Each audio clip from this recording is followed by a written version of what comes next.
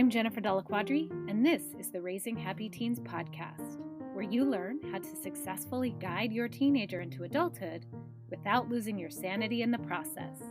Let's do this.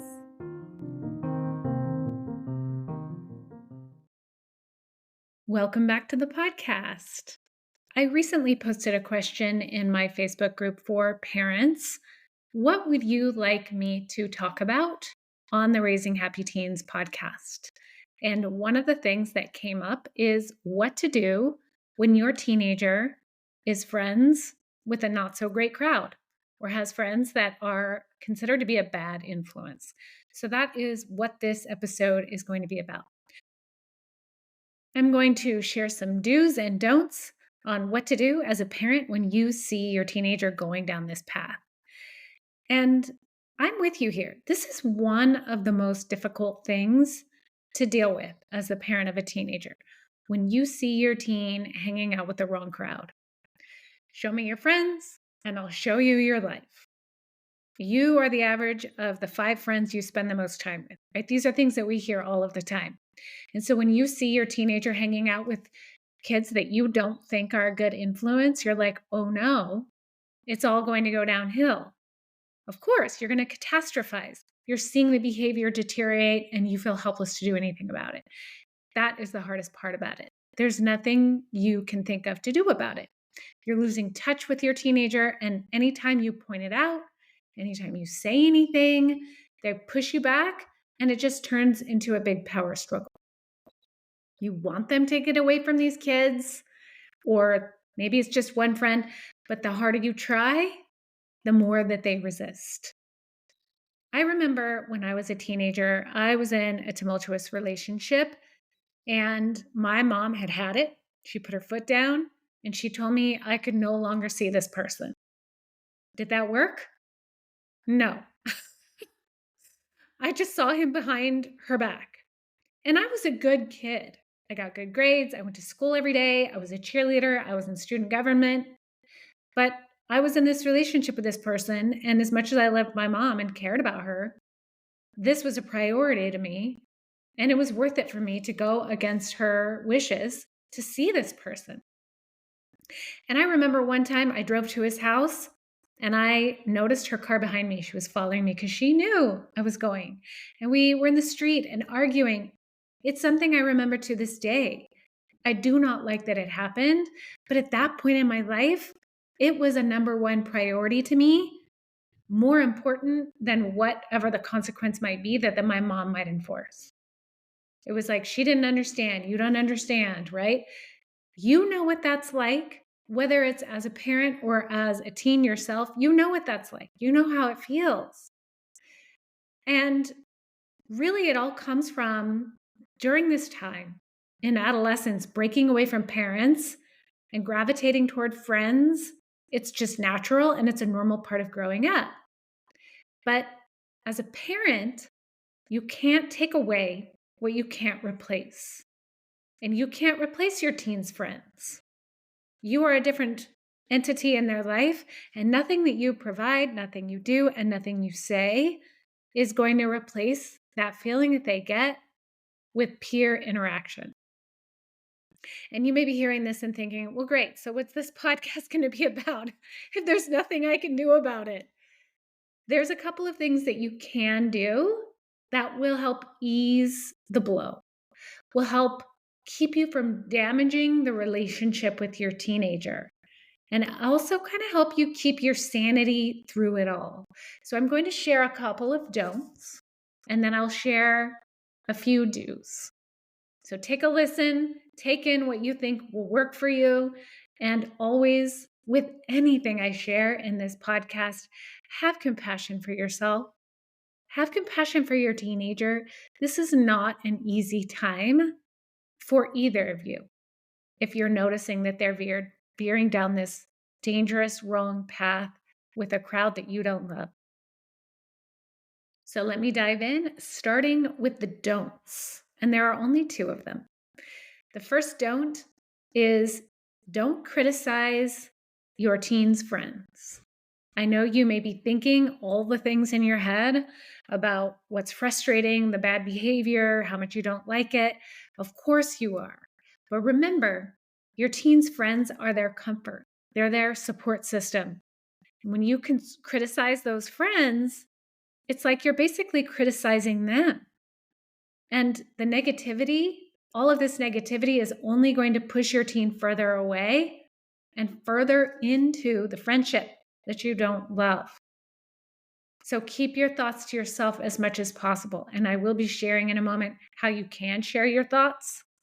But having these here and there comments, side note comments, passive aggressive comments, they hear it and they will begin to shut down even more and pull away even more and veer even more into the friend group that you don't want them to be a part of. Don't criticize. Also, don't blame their friends for their bad choices. So yes, they may have an influence from this friend and they may do something that they wouldn't have done if this friend hadn't have influenced them in some way.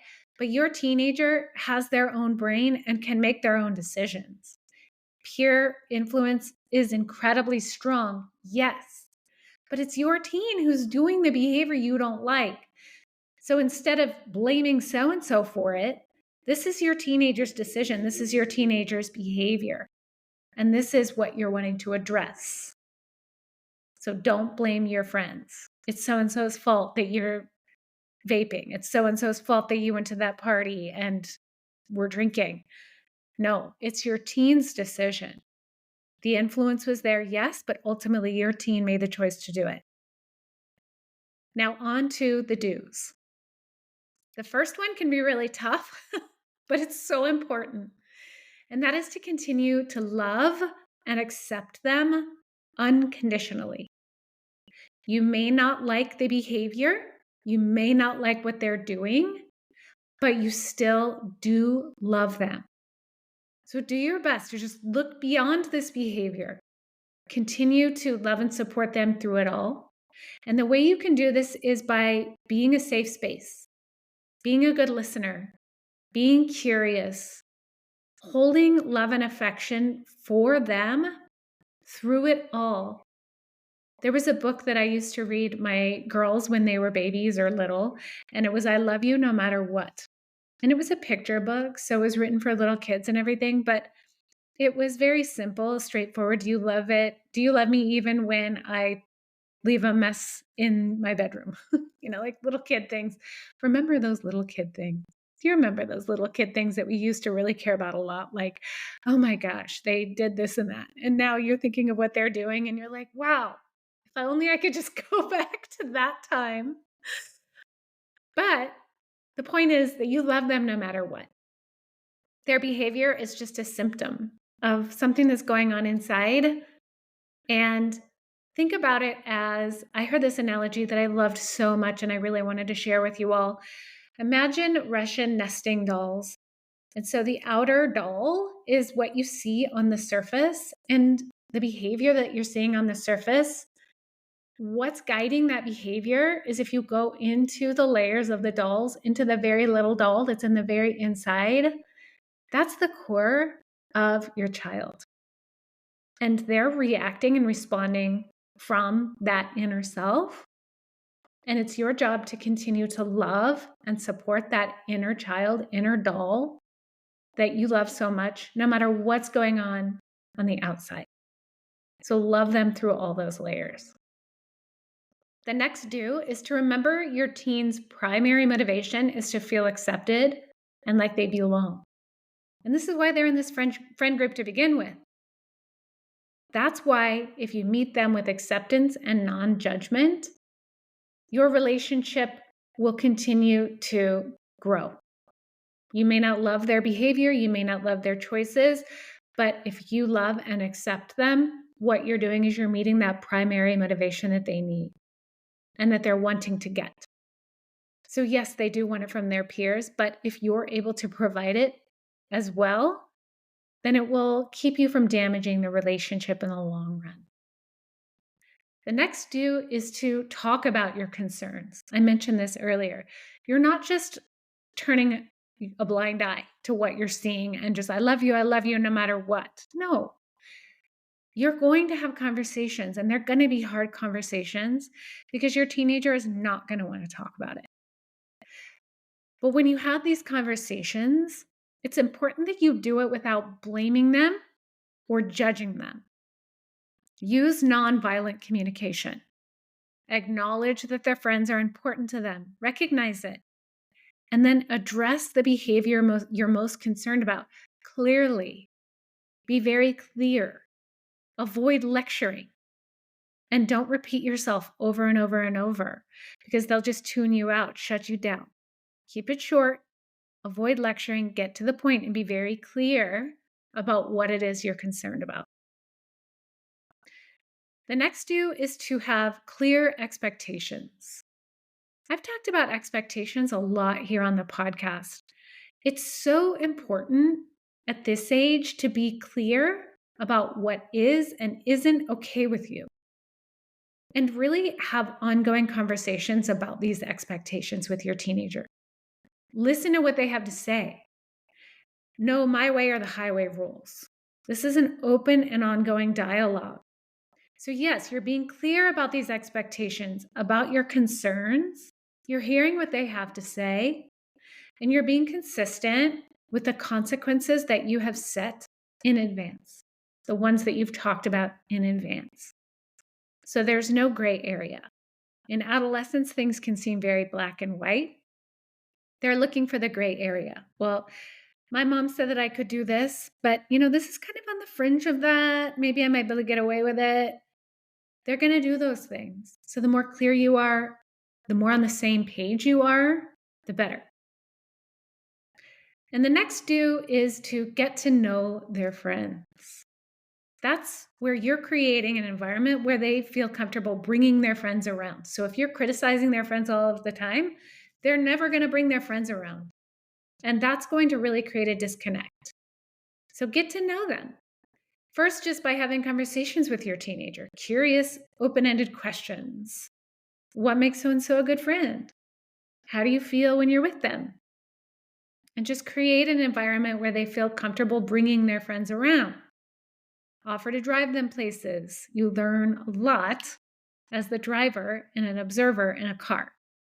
Offer to take them to dinner or out shopping or just somewhere they want to go and be the quiet observer. Don't feel like you need to become part of their conversations. Don't feel like they even care about what you have to say. They might, but they might not. They really just want to be together. And when you are more open and accepting, you'll be able to provide a place for them to be around. And you never know. You might get to know your teenagers' friends and realize that they're actually pretty great people. There are no bad teenagers. They're just teenagers who are making choices that you don't agree with. So remember that when they come around. Take off the judgment and just be that safe space. You never know, that teenager may not have a safe space in their home. So you're creating this foundation of trust and understanding so that you can get to know their friends. It's a great opportunity. The next do is to remember what it was like to be a teenager. Remember how important your friends were. Remember how much you cared about what your parents said at that time. Remember what your parents did, what worked, what didn't work. Because the more you can get into your teenager's shoes and remember that time, the more you'll be able to understand them and meet them where they are. Another do is to find someone who can be a good mentor or role model for your teen. So somebody that your teen feels comfortable opening up to, but like a safe space, a private conversation space, not one where you're going to go to that person and say, tell me what so-and-so said, tell me what they said, what's going on with them. Really let that be a safe space. This is something I provide for the clients that I work with, the teen clients I work with. The parents and I have an understanding that unless their teenager is at risk of hurting themselves or others, our conversations are confidential. Most of the parents I work with, pretty much all of them, are just like, yes, I don't want to know. I just want to know that they have someone to talk to, because that can really help them. Because a lot of the times, your teenager knows right from wrong. and they may be carrying some guilt and shame and just not really understanding what to do about things. So if they have a place to really openly talk about it and feel supported and held, that can really help them when they're making decisions in the future. The next do is to provide opportunities for your teenager to be the mentor or the leader. So this can be done through volunteering or really in any situation where they're the older person. So not only will this boost your teen's confidence, but it's going to help them connect with their younger, just more playful self, their more authentic self. And the next do, the last one, is to find support for yourself, because this isn't easy. These teen years can be really tough for you and for your teenager. And having a support system will really just do wonders for your mental health. And this is something I can help you with. As your coach, I can help you navigate these ups and downs of raising your teenager. I'll teach you how to set boundaries, improve communication, and stay sane when the you-know-what hits the fan. If you'd like to learn more about my parent coaching program, click the link in the comments to schedule a free consultation. I look forward to hearing from you. Thanks for tuning in, and I will see you next time.